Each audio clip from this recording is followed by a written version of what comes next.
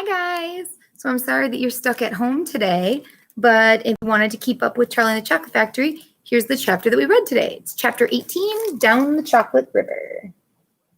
It's a good one. Here we go. Off we go, cried Mr. Wonka. Hurry up, everybody. Follow me to the next room, and please don't worry about Augustus Gloop. He's bound to come out in the wash. They always do. We shall have to make our next part of the journey by boat. Here she comes. Look. A steamy mist was rising up now from the great warm chocolate river, and out of the mist there appeared suddenly a most fantastic pink boat. It was a large open rowboat with a tall front and a tall back, like a Viking boat, and it was of such a shining, sparkling, glistening pink color that the whole thing looked as though it were made out of bright pink glass. There were many oars on either side of it, and as the boat came closer, the watchers on the riverbank could see that the oars were being pulled by masses of Oompa Loompas, at least 10 of them to each oar. This is my private yacht, cried Mr. Wonka, beaming with pleasure. A yacht is a big, fancy boat. I made her out by hollowing an enormous boiled candy. Isn't she beautiful? Look how she comes cutting through the river. The gleaming pink boiled candy boat glided up the riverbank. 100 Oompa Loompas rested on their oars and stared up at the visitors. Then suddenly, for some reason, best known only to themselves, they all burst into shrieks of laughter. What's so funny? Said Violet Beauregard. Don't worry about them, said Mr. Wonka. They're always laughing. They think everything's a colossal joke. Jump into the boat, all of you. Come on, hurry up. As soon as everyone was safely in, the Oompa Loompas pushed the boat away from the bank and began to row swiftly downriver. Hey there, Mike TV, shouted Mr. Wonka. Please do not lick the boat with your tongue. It'll only make it sticky. Daddy, said Veruca Salt, I want a boat like this. I want you to buy me a big pink boiled candy boat exactly like Mr. Wonka's. And I want lots of Oompa Loompas to row me about. And I want a chocolate river. And I want. She wants a good kick in the pants, whispered Grandpa Joe to Charlie. The old man was sitting in the back of the boat, and little Charlie Bucket was right beside him. Charlie was holding tightly on to his grandfather's bony old hand. He was in a whirl of excitement. Everything that he has seen so far, the great chocolate river, the waterfall, the huge sucking pipes, the candy meadows, the Oompa Loompas, the beautiful pink boat, and most of all, Mr. Willy Wonka himself, had been so astonishing that he began to wonder whether there could possibly be any more astonishments left in the world. Where are they going now? What are they going to see? And what in the world is going to happen in the next room? Isn't it marvelous, said Grandpa Joe, grinning at Charlie. Charlie nodded and smiled up at the old man. Suddenly, Mr. Wonka, who was sitting on Charlie's other side, reached down into the bottom of the boat, picked up a large mug, dipped it into the river, filled it with chocolate, and handed it to Charlie. Drink this, he said. It'll do you good. You look starved to death. Then Mr. Wonka filled a second mug and gave it to Grandpa Joe. You too, he said. You look like a skeleton. What's the matter? Hasn't there been anything to eat in your house lately? Not much, said Grandpa Joe.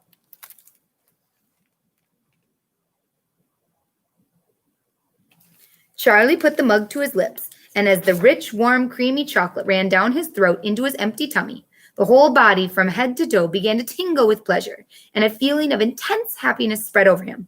You like it? Said Mr. Wonka. Oh, it's wonderful, Charlie said.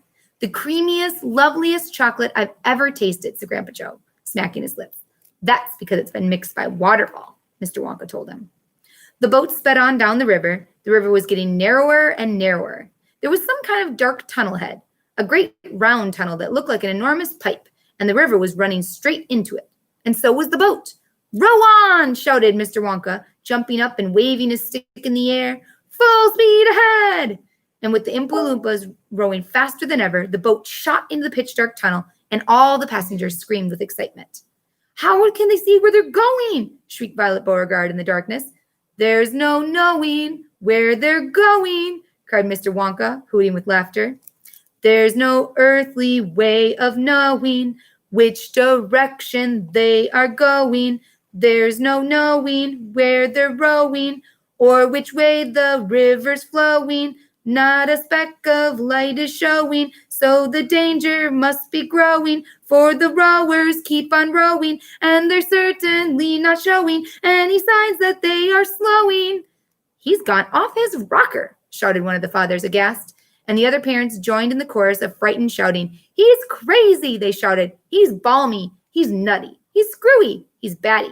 He's Dippy. He's Dotty. He's Daffy. He's Goofy. He's Beanie. He's Buggy. He's Wacky. He's Loony. No, he's not, shouted Grandpa Joe. Switch on the lights, cried Mr. Wonka.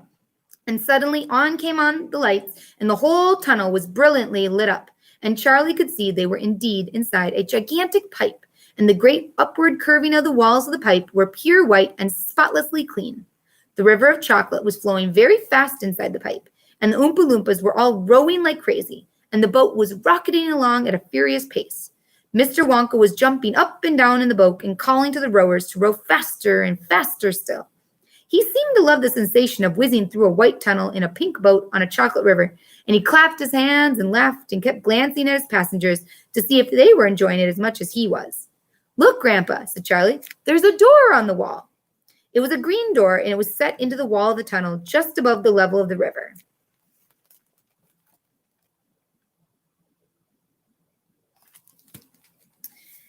As they flashed past, there was just enough time to read the writing on the door. Storeroom 54, it said. All the creams. Dairy cream, whipped cream, violet cream, coffee cream, pineapple cream, vanilla cream, and hair cream. Hair cream, cried Mike TV. You don't use hair cream, do you? Row on, shouted Mr. Wonka. There's no time for silly questions. They streaked past a black door this time. Storeroom number 71, it said on it. Whips, all shapes and sizes. Whips, cried Veruca Salt. What on earth do you use whips for? For whipping cream, of course, Mr. Wonka. How can you whip cream without whips? Whipped cream isn't whipped cream at all unless it's been whipped with whips. Just as a poached egg isn't a poached egg unless it's been stolen from the woods in the dead of the night. Row on, please. They passed a yellow door this time, and on it said, Storeroom number 77. All the beans. Cacao beans, coffee beans, jelly beans, and has-beans. Has-beans, cried Violet Beauregard. You're one yourself, cried Mr. Wonka. There's no time for arguing. Press on, press on.